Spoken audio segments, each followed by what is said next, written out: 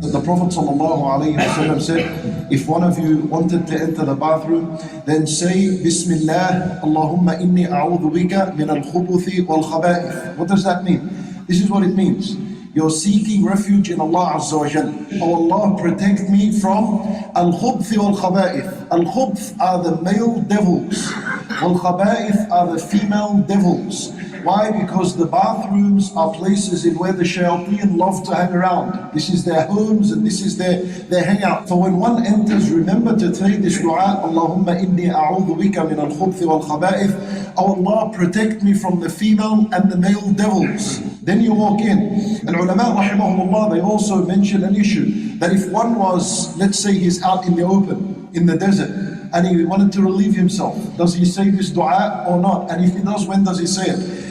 This is according to the Jumhur al-Ulama, the common opinion among the ulama rahimahumullah. They say that if one was out in the open, in the desert, and wanted to relieve himself, then he would say this dhikr just before he sits down to relieve himself. And the other issue is, if you've entered the bathroom and you forgot to say the dhikr, when do you say it? Al-ulama rahimahumullah say, as long as you haven't sat down yet, then say the dhikr. And if you have sat down and you've already began to relieve yourself, then say it in your heart and do not say it in your tongue. In no case one is supposed to leave this dhikr. For once one relieves himself and he finishes, there is two methods of how you clean yourself. Number one, the Nabi Sallallahu Alaihi Wasallam, he teaches us something about al-istinja. Al-istinja is to clean yourself using water. Wal-istijmar, this is the other method, and that is originally it's using rocks to clean yourself. And what takes its place, like tissue paper nowadays? You have two methods. Combining the two is the best. Water and tissue, this is the best. But it's not a necessity. If you were to just clean yourself with water, that's enough.